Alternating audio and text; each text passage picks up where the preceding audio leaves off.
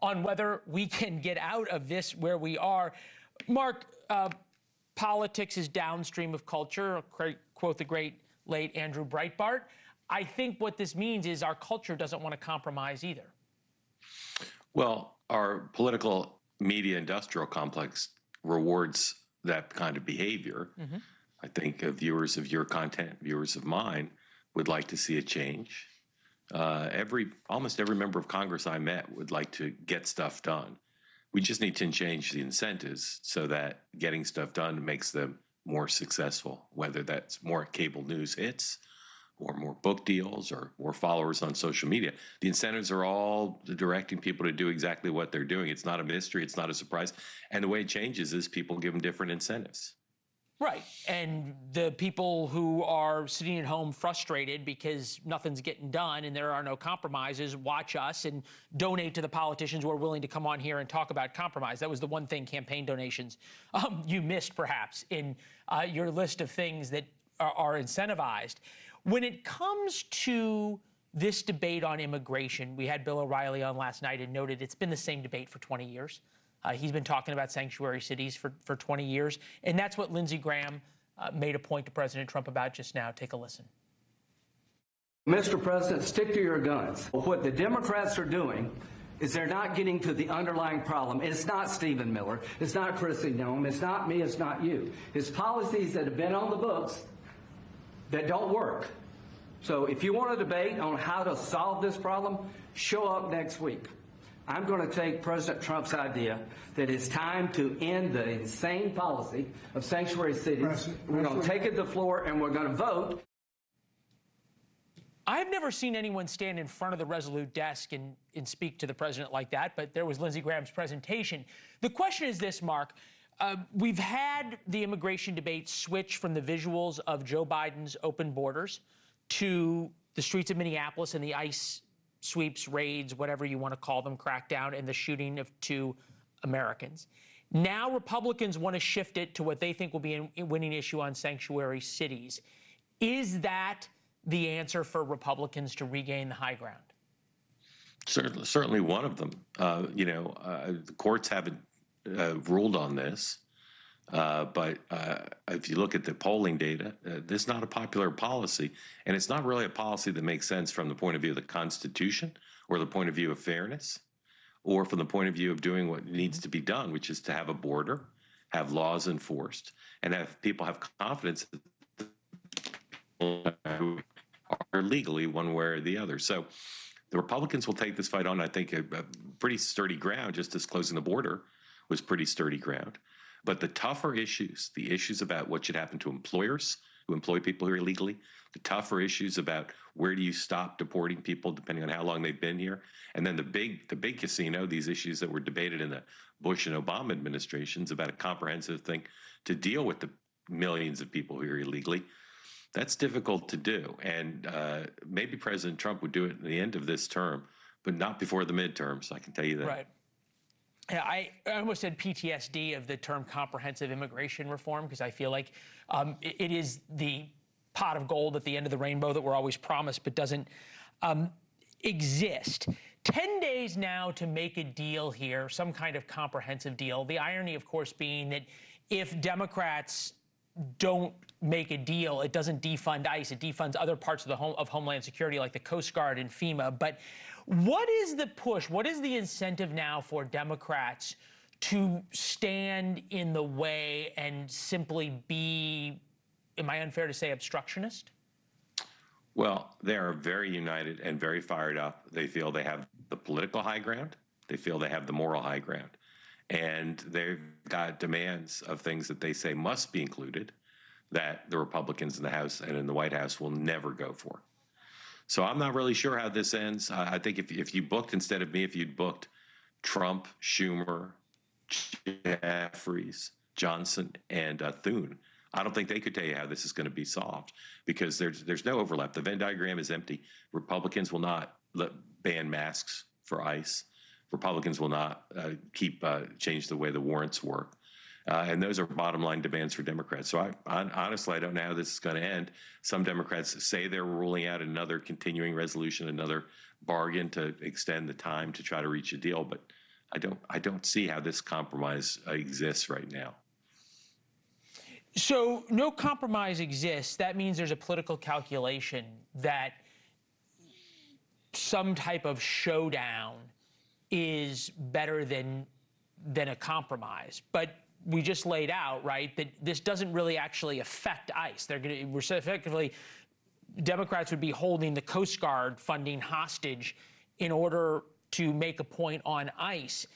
Does that work if you have members of the Coast Guard not getting paychecks, members of FEMA not getting paychecks over ICE? Is that simply a primary play? What is it? Well, the new proposal that people are talking about is to fund everything but ICE, try to find some sort of carve out and to have the conversation just about ICE policy. Look, the Democrats are not onto nothing because Kristi Noem and Secretary Noem announced the body cameras. The president sent Tom Homan into Minnesota. They're feeling emboldened to make big demands. But as you the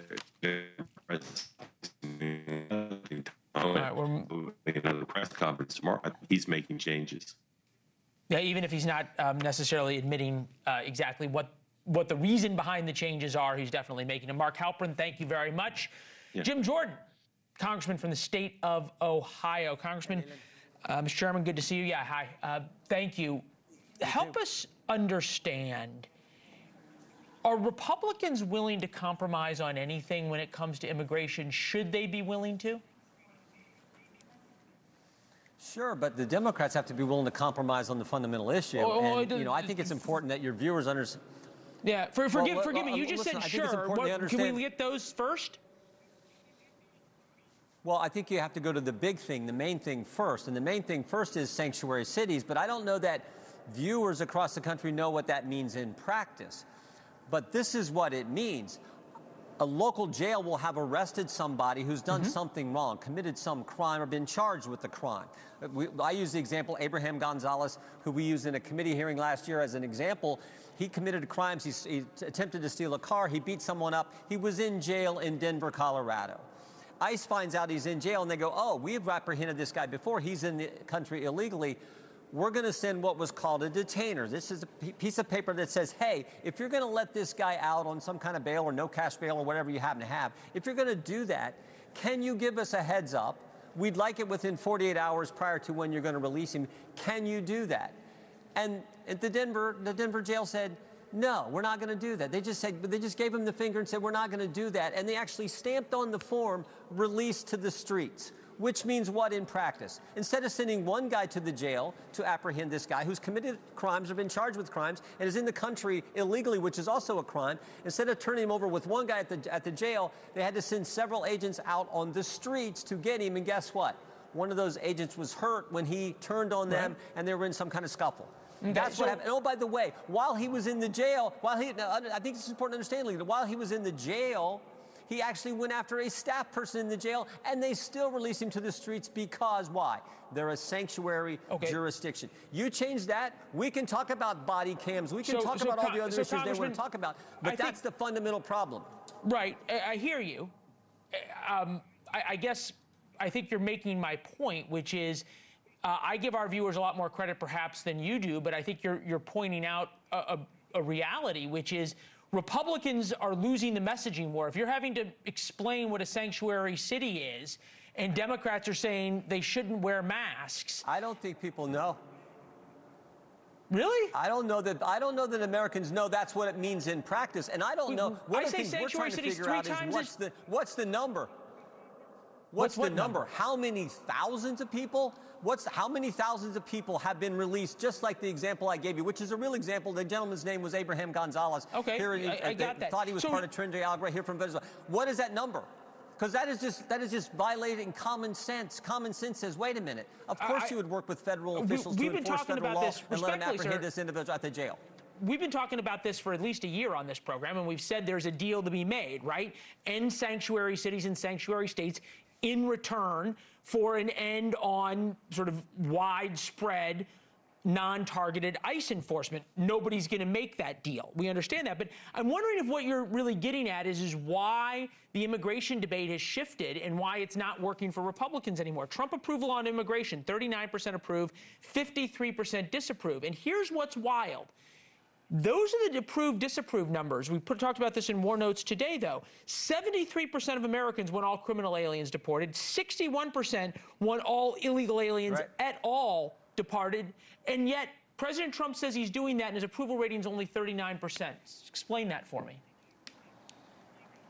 Well, I think I was attempting to do that. Part of it is understanding what's really going on. I do think the American people appreciate what's happened at our border. Our border is now secure. I do think the American people appreciate that we no longer have what we had under the previous administration, which was millions and millions of people just flowing into our country, really had no border. So I do think they appreciate that. And frankly, that's why one of the key reasons why they elected President Trump, because he said, I will secure the border and I will make sure people who come here illegally and do bad things are repatriated to their home country. That is what we're working on doing. I think the country appreciates that. There's been some tragic situations happen in Minneapolis. I would argue part of what contributed to that environment that allowed that to happen was, in fact, what I just described. This sanctuary city concept, which makes absolute... Why in the world would you say, oh, we have a bad guy in jail who's also an illegal, but we're going to release him to the streets and make federal law enforcement go arrest him there? That is just stupid. That makes no sense. How does that help anybody? How does it help people in the community? It's unsafe for the community. It's unsafe for law enforcement. And frankly, it's unsafe for the migrant themselves when they're released to the street and you have to go apprehend them out there. Okay, you've made that point about sanctuary cities. At least on this program, you won't get any argument that doesn't make any sense to have sanctuary cities. We've asked Democrats about that sort of ad nauseum and not gotten anywhere. But I go back to this. If President Trump is doing what the American people say overwhelmingly they want, and yet Republicans, led by President Trump, have a 39% approval rating on it, somehow I don't think going on cable news and explaining what sanctuary cities are is going to turn that number around. Do you? Well, I'll have to look at the polling, what's behind the questions, how it's all done. But you also said that the American people want to secure. No. I think the American people approve of what he's done on the border. I think they approve of the fact that he is getting bad guys out of the country. I do think they approve of that. Now, in light of what the tragic situation that happened with Miss Good and Mr. Preddy in Minneapolis, I think that can have an impact on what people are seeing when they get a poll. I don't know. I'd have to see the poll. But what I know is what the president campaigned on. He has delivered on securing the border. He is delivering on getting bad guys out of the country. And one of the things that would help the environment so you wouldn't have, hopefully, these tragic things happen like they did in Minneapolis is to get rid of this crazy concept, which makes no sense whatsoever. We're not going to work with federal officials because we have a sanctuary city or sanctuary state or sanctuary county statute in place. Okay, so if we just come back to the issue at hand, I think what I'm hearing from you is that Republicans are trying to pivot back to making this about sanctuary cities. We've said that's going to happen for a while. And without a deal on sanctuary cities, Republicans are unwilling to compromise on anything else when it comes to a bill 10 days from now. No, Leland, no, we want to fix the problem, but how do you fix the problem if you don't get rid of the framework that creates the environment for these bad and dangerous things and tragic things to happen? I mean, like when you release bad guys on the street and you have to go arrest them there, when you could have done it much easier in a county jail, for goodness sake, that makes no sense. So if we're going to get to a solution, that has to be part of it. And then just like Kristi Noem has talked about and the president has talked about, or Kristi Noem has talked about with the body cams, there's agreements that you can and things you can work on. But the fundamental issue is the sanctuary jurisdiction issue is huge. It really is. And well, it's again, as I said before, my guess is there are thousands of situations, thousands of cases where bad guys have been released to the street that were, did some terrible crimes. That makes no sense to me how that happens when they could have been apprehended and repatriated to their country. As we showed our viewers last night, that's been happening, and that debate's been going on for 20 years. From people who were drunk drivers who were in sanctuary cities and killed folks 20 years ago was when Bill O'Reilly pointed out. Congressman Jim Jordan, thank you very much. Thank you for watching. Subscribe below and download our NewsNation app right now on your phone, and you will get fact-based, unbiased news for all Americans.